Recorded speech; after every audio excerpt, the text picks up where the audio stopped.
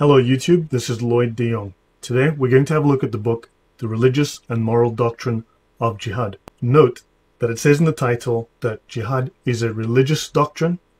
It is also a moral doctrine. And of course, if it is in the Sharia, it is then a legal doctrine. Let's have a look at what this book and this scholar has to say and what those implications are for us. The book is about the Sharia. The full title of this book is Governance According to Allah's Law, which is the Sharia, in reforming the ruler and his flock. So this applies to the Muslims. We're going to see what this great scholar of Islam has to say about jihad and how it is applied in practice. So what is a Sheikh al-Islam? It says in the Ottoman Empire it's the chief judge of any of various large Muslim cities, especially the Grand Mufti of Constantinople. Let's have a look at the Wikipedia definition. Sheikh al-Islam is an Arabic term. It was used in the classical era as an honorific title for outstanding scholars of the Islamic sciences. It was an informal title given to jurists whose fatwas were particularly influential. The jurist that we'll be discussing today, Ibn Taymiyyah, is one of only 24 Islamic scholars that earned this title. Now let's talk about Muhammad Amin. Muhammad Amin was in the YouTube comments harassing Sonia Azam, harassing Thaddeus at Reason Dancers, and so on. This is what he wrote to me. Jesus means earthly pig. He was very, very busy in the comments denigrating the Bible, Christianity, Christians, and so on.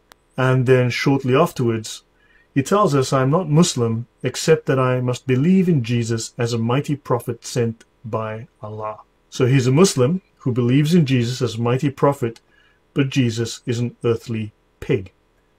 This is unfortunately rather common. This is very, very common. Go through the YouTube comments, go through Facebook comments, you will see this. It might well be because they have a different conception of Jesus and that we worship the biblical conception of Jesus, whereas they have Isa or Esau, the Quranic Jesus, which is a heretical Jesus taken from Gnostic texts that were considered heretical even 2,000 years ago. I had a conversation with this man and that led to the creation of this video. So, by the way, Amin in Arabic is a name that means faithful and trustworthy, right? It has a female equivalent, which is Amina, Amina, Amina, and so on. And of course, Muhammad was called Amin, or the trustworthy, in his youth. And I asked him a number of questions about the Sharia. Now, do notice, Muslims will flat out refuse to quote you the Sharia. This is really interesting. They will not ever discuss the Sharia except in the most absolutely vague terms, in the most deflective terms possible. Ask them to show you the Sharia definition of jihad. Ask them to show you the Sharia punishment for apostasy. They absolutely will not.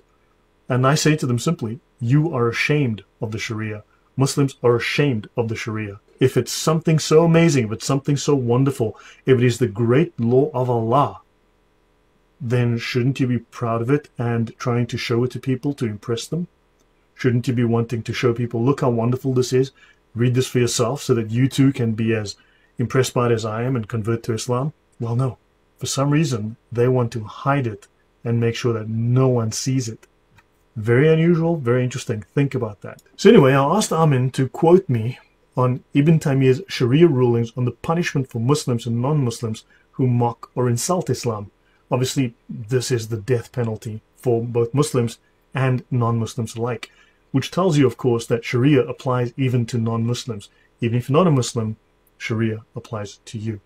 And I asked him for the formal Sharia rulings on jihad, and he posted this quote instead. This is an Ibn Taymiyyah quote, and it says in Kitab al-Nubuwat, as for the oppressor who does not fight, then there are no texts in which God commands him to be fought.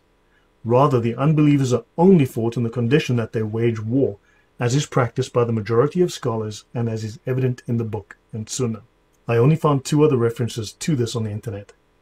One was a very obscure Reddit post, and the other was the Yaqeen Institute, and we'll have a look at them in a minute. Ask for the book that this is in. Ask for a copy so you can read the rest of it, see the context, see if there was more before or more after. Good luck to you. I simply could not find this. If you can, please let me know. Because certainly Ibn Taymiyyah had plenty to say. And also, this Kitab al-Nubuwwat have a look at what the title says and what book it is. Ibn Taymiyyah has plenty to say about jihad and fighting the quote-unquote oppressor. Let us look and see what the Yaqeen Institute has to say. So they're quoting Ibn Taymiyyah about jihad being a response to military aggression and not merely religious difference. Unfortunately, the Sharia, if we read the Sharia, it would simply just show you that this man is lying. This Justin Parrott character. As the oppressor who does not fight, well, we've read that, and also says fight them until there's no more persecution. If they give up the fight, there is no more cause for war. Well, unfortunately, they miss the part where it is incumbent upon Muslims, obligatory, in fact, for them to fight. And thus, if the people that they've managed to subdue give up fighting, then of course they are then to accept that. And if they don't stop fighting, well, they must kill them. But of course, it doesn't tell you that Muslims initiate the fight. So all that said, let us go have a look at the religious and moral doctrine of jihad by Ibn Taymiyyah.